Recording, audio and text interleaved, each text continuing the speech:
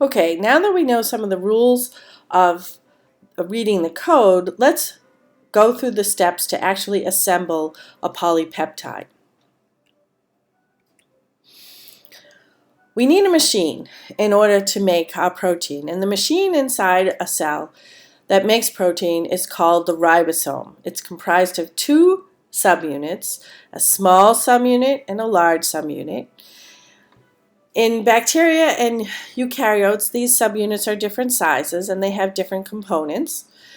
If we look at the small subunit in bacteria and in eukaryotes, it's a little smaller in bacteria and a little bigger in eukaryotes. This is a number known as the sedimentation coefficient. It's how quickly it sediments in a gradient when you spin it in a centrifuge.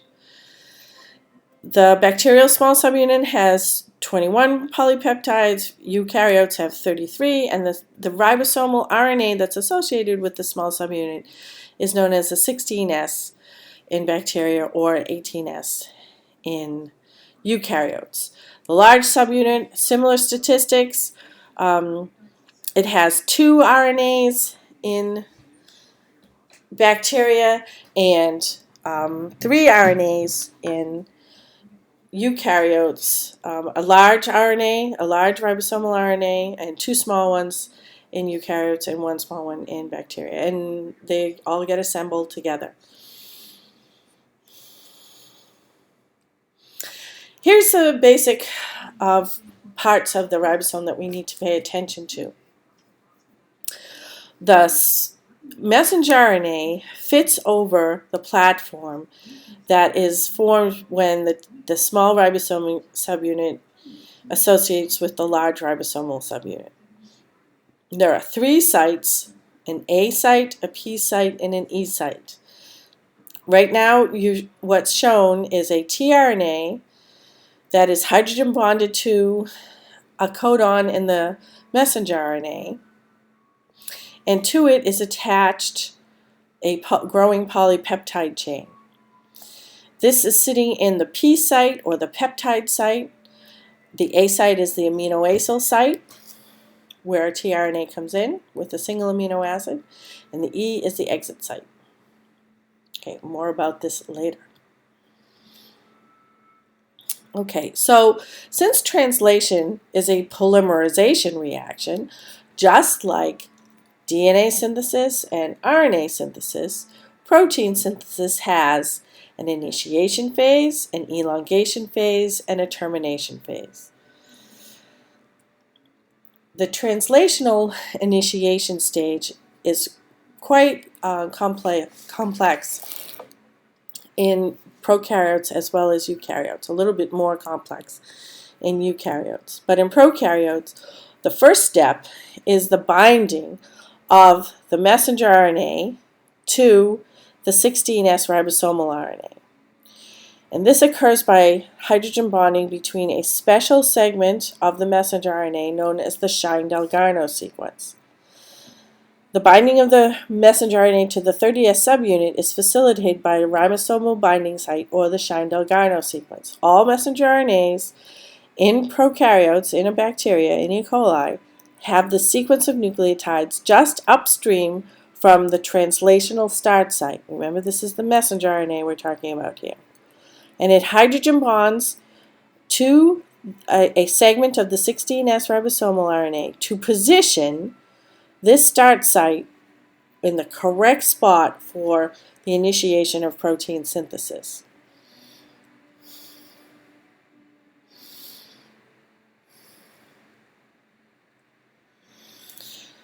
The next thing that happens are a host of initiation factors come in and bind.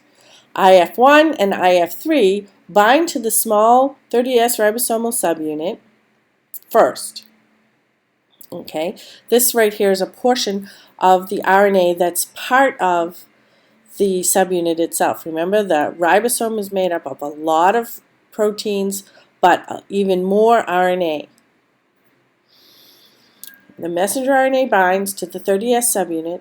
The Shine-Dalgarno sequence is complementary to a portion of the 16S ribosomal RNA. We just saw that.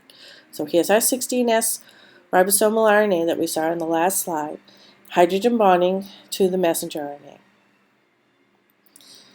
Okay, that positions the start codon directly in at the base of the P site.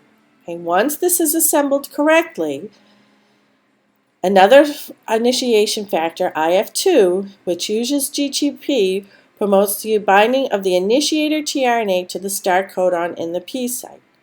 Okay, so the next thing that happens, even before we get the large ribosomal subunit binding, the next thing that happens is that the tRNA, the initiator tRNA, comes and binds in this slot. Here it is. It's got all its associated factors with it. It's got a molecule of GTP that will give it some energy. And the tRNA that binds here has a methionine on it. And in prokaryotes, it's a special methionine. It's a formal methionine. It has a formyl group, an FORMYL group attached to the methionine. So it's formulated. It attaches here, and we're ready now to attach the large ribosomal subunit. IF1 and IF3 are released. This goes, this goes. IF2 hydrolyzes the GTP, and it's released, and the 50S subunit associates. And now we have an assembled ribosome with the initiator tRNA in the P site with the first amino acid ready to add the next amino acid. This is called the 70S initiation complex. This marks the end of the initiation stage, and now we're ready to proceed along to the elongation phase. This is the only charged tRNA that enters through the P site. All the remaining charged tRNAs enter through the A site. Okay, let's take a step back for a minute and look at a comparison between some of the bacterial factors and some of the eukaryotic factors that are necessary for translation in these two different kingdoms. During protein synthesis initiation in eukaryotes, there's a factor, EIF4, that's very important, and it binds to the 7-methylguanosine cap. In bacteria, there's nothing comparable because the ends of messenger RNAs in bacteria are not modified at all. The initiation factors IF1 and IF3 have complements in the eukaryotes. IF2 also has a complement, but there's another initiation factor, EIF5, that helps to dissociate the other factors that bacteria doesn't have. Note that all of the eukaryotic factors are preceded by this little e, lowercase e for eukaryotic. There are also elongation factors and release factors, which we'll talk about later. Okay, so what about translation initiation in eukaryotes? I already mentioned the fact that there's a special factor that recognizes the cap. So the initiation factor that recognizes the cap is called EIF4. Then the messenger RNA binds to the complex consisting of the 40S subunit, that's the small subunit. A tRNA met, note that this is not formulated like it is in bacteria. And a whole bunch of other initiation factors that are similar to the ones in prokaryote. The entire assembly moves along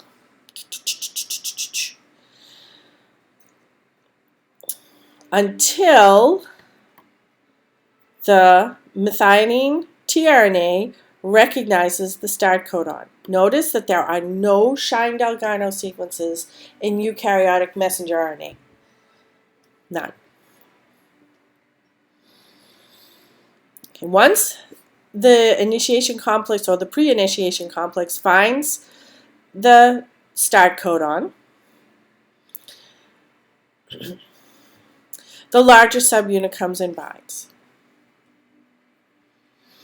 which forms the large ADS initiation complex, and we're ready to start adding new amino acids when the tRNAs enter through the A site.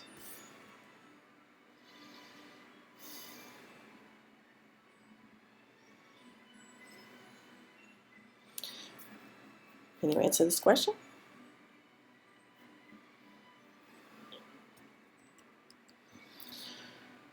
Okay, now we're going to talk about the elongation phase.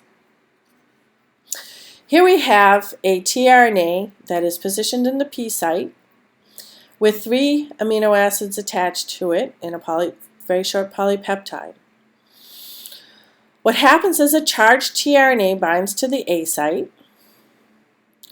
EF2, elongation factor 2, facilitates the tRNA binding and hydrolyzes GTP.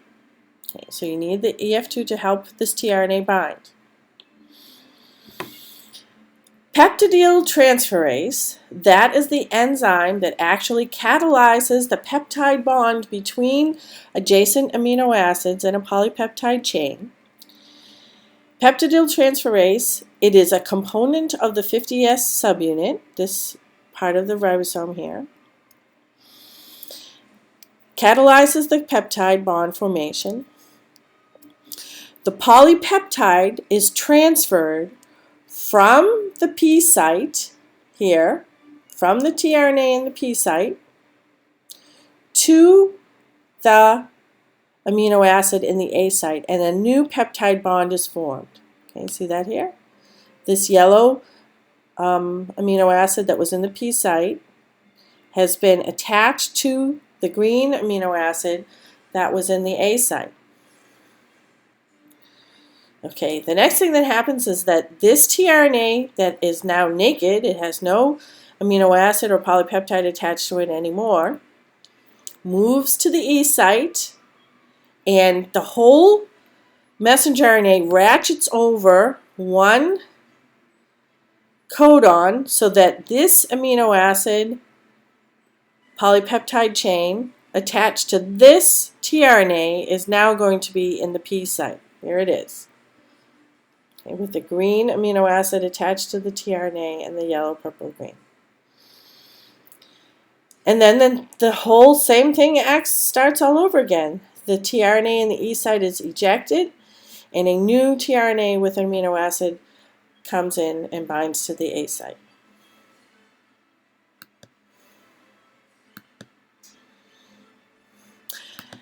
Termination is very simple.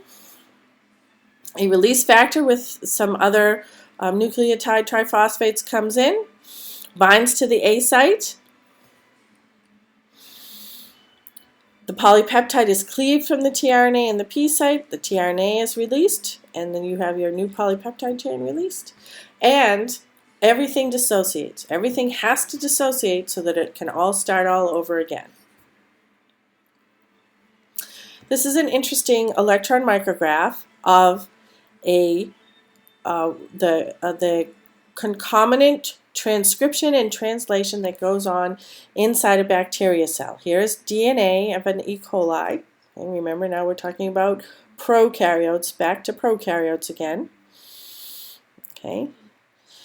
The prokaryote is making messenger RNA, and as the messenger RNA is being made, ribosomes come and attach to the messenger RNA and start synthesizing protein. You can't see the protein being synthesized. Proteins are very, very, very small compared to nucleic acids. But you can see that this is the direction of transcription, in this direction, because here a short RNA has been made and it's got a few ribosomes on it, and here's a longer RNA with more ribosomes, and a very long RNA with many ribosomes. Each one of these ribosomes is making a new polypeptide. So from a single messenger RNA, you can get many, many proteins made over and over again. The whole thing together, an RNA with multiple ribosomes on it, is called a polysome.